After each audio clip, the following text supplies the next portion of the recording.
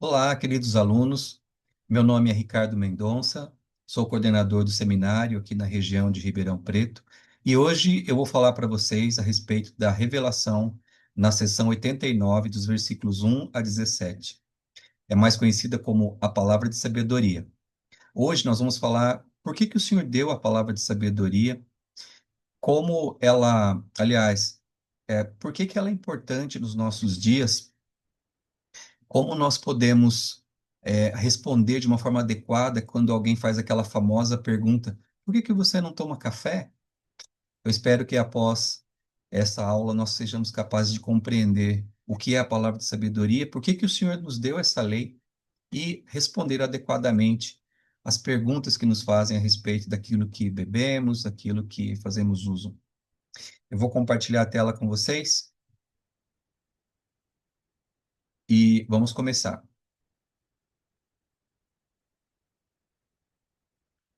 Espero que todos estejam vendo a tela aqui. Então, na seção 89, dos versículos 1 a 17, me chama a atenção, primeiramente, esse versículo 2, onde é dito que, por meio dessa revelação, é manifestada a ordem e a vontade de Deus. A igreja, ela nos ensina a seguir esse princípio chamado palavra de sabedoria para manter nosso corpo e nossa mente saudáveis, a nossa mente clara. Então, nós não bebemos café, álcool, chá preto, não fazemos uso de tabaco nem de drogas.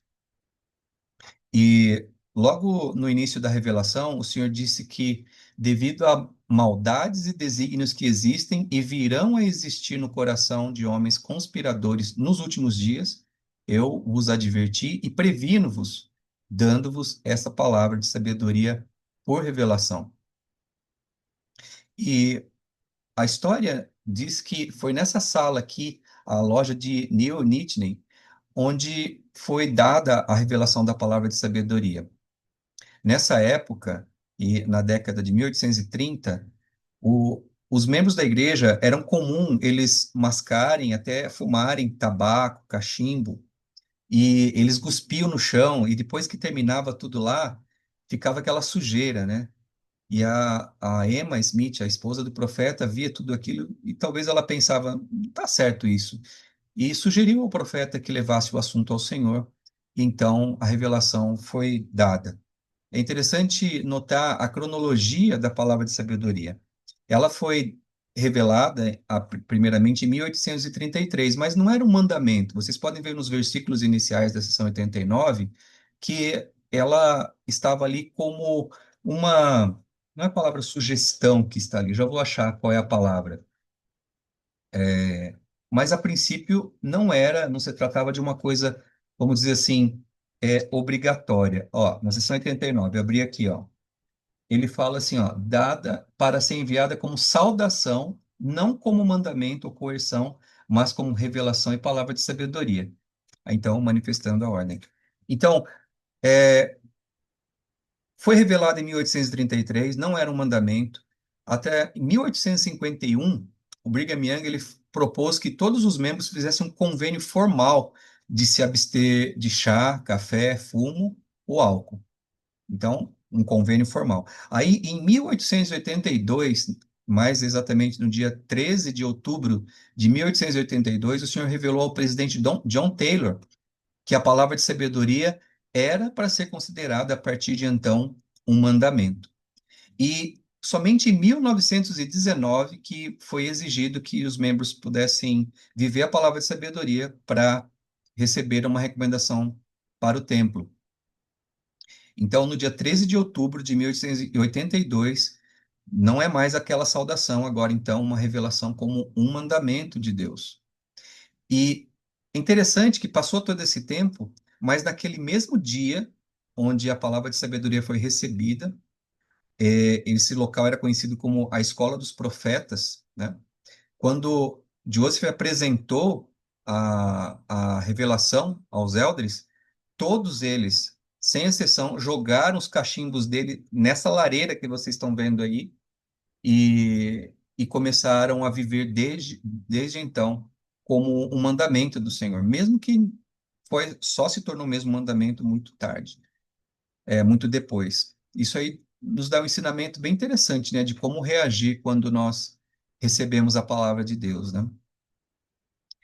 Tenho agora aqui algumas citações a respeito da palavra de sabedoria que pode nos fazer pensar melhor a respeito dela. Primeiramente, do Elder Boyd K. Packer, ele disse: Os membros me escrevem perguntando se isso ou aquilo é contrário à palavra de sabedoria. Já se sabe que o chá, o café, aguardentes e o fumo são contrários a ela. Ela não foi detalhada em pormenores. Em vez disso, ensinamos o princípio com as bênçãos prometidas. Há inúmeras coisas geradoras de dependência que as pessoas bebem, mascam, inalam ou injetam em si mesmas, que prejudicam tanto o corpo como o espírito e que não são mencionadas na revelação. As coisas nocivas não estão especificadas numa lista. O arsênico, por exemplo, é certamente um deles. Arsênico é um veneno, né? A gente sabe. Mas não é gerador de dependência. Aquele que precisa ser compelido em todas as coisas, disse o Senhor, é servo indolente e não sábio. Então, nem tudo está descrito ali. Por isso que esse nome é interessante, né? Palavra de sabedoria. Ah, outra coisa que é interessante para a gente pensar é essa declaração, né, que está no manual do seminário de Romanos 14, que fala que Paulo ensina aos membros da igreja a evitarem contendas por questões de preferência pessoal. Está escrito, é aceitável que um santos dos últimos dias seja vegetariano, ou coma chocolate, ou use bermudas em público, ou use dispositivos tecnológicos no dia do Senhor, ou participe de celebrações culturais originárias de outras religiões ou tradições? A resposta para cada uma dessas perguntas é sim. Enquanto alguns comportamentos são claramente proibidos pelos mandamentos do Senhor, outros são questões que variam como preferência ou discrição de cada pessoa. Inclui-se aqui algumas escolhas relacionadas a entretenimento, vestimentas, alimentação, observância do dia do Senhor e regras estabelecidas pelos pais para a criação dos filhos. O Senhor providenciou mandamentos e padrões para guiar nossas escolhas em algumas dessas questões, como, por exemplo, usar bermudas recatadas, mas não há decisões que são puramente pessoais. Às vezes podemos basear nossas decisões numa inspiração que atenda às nossas circunstâncias e necessidades. Então, só para reforçar aqui a ideia de que nem tudo o que podemos, né, ou não podemos fazer está na revelação da palavra de sabedoria. Nós não devemos julgar uns aos outros. Temos apenas essas cinco substâncias que é um padrão do Senhor para todos os membros, né? O elder James e Fausto ele ensinou: meu firme conselho é, se estiver em dúvida sobre algo em sua conduta pessoal, não faça. É responsabilidade dos profetas ensinar a palavra de Deus e não soletrar cada jota e cada tio do comportamento humano. Nosso arbítrio moral exige que saibamos a diferença entre o bem e o mal e que escolhamos o bem. Se estivermos tentando evitar não somente o mal, mas toda a aparência do mal, agiremos por nós mesmos e não receberemos a ação. Novamente, o Elder Packer, ele fala: aprendi que um propósito fundamental da palavra de sabedoria tem a ver com a revelação. Se alguém sob a influência de substâncias nocivas mal consegue ouvir ou falar com clareza, como poderia receber os sussurros espirituais que se comunicam muito sutilmente com nossos sentimentos? Por mais preciosa que a palavra de sabedoria seja como lei de saúde, ela poderia ser ainda mais preciosa para nós espiritualmente do que o é fisicamente. O Senhor disse que todas as coisas são espirituais para ele, né? E o nosso profeta atual, presidente Nelson, ele disse: existem maneiras específicas pelas quais podemos ser melhores.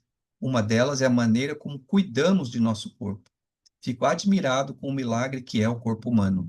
É uma criação magnífica, essencial para o nosso progresso gradual em direção ao nosso máximo potencial divino. Não podemos progredir sem ele.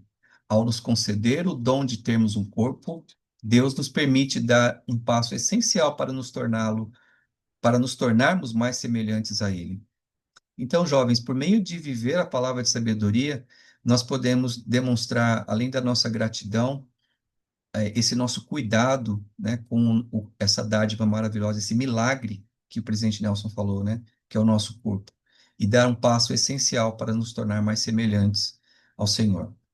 A palavra de sabedoria, ela foi dada como uma advertência no passado, porque no futuro o Senhor previu que haveria muitas maldades que as pessoas poderiam usar e fazer. E vocês sabem quais são essas coisas. Então, tome muito cuidado com aquilo que você escolhe colocar no seu corpo, né?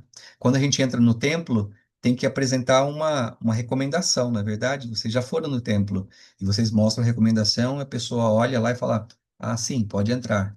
Seria bom que nós, de alguma forma, pudéssemos olhar para a recomendação, né, daquele alimento que nós estamos tendo, espiritualmente falando, é claro, né, antes de ingerir. Está na palavra de sabedoria? Não, você não pode entrar aqui, né? E aqui é o templo do Espírito Santo, né? É um corpo, ele é sagrado, ele é um presente precioso do Pai Celestial. Então, para a gente terminar, jovens, gostaria que vocês pudessem refletir sobre três perguntas e pudessem preencher como parte da sua recuperação do seminário. A primeira é: o que é a palavra de sabedoria de acordo com o seu entendimento? O que você entendeu o que é a palavra de sabedoria? Releia novamente esses 17 versículos para ter uma ideia melhor. Por que o Senhor nos deu a palavra de sabedoria? Isso nós até falamos aqui. Agora, o que eu acho mais importante, como você responderia se alguém lhe perguntasse por que você não bebe café? Chega, né, daquelas perguntas, porque tem cafeína? Porque faz mal? Nós podemos responder de uma forma muito mais, vamos dizer assim, elevada e inspirada quando nós conhecemos a doutrina da palavra de sabedoria. Na próxima aula, vocês vão aprender sobre as bênçãos da palavra de sabedoria, e uma delas é essa: e correrão e não se cansarão.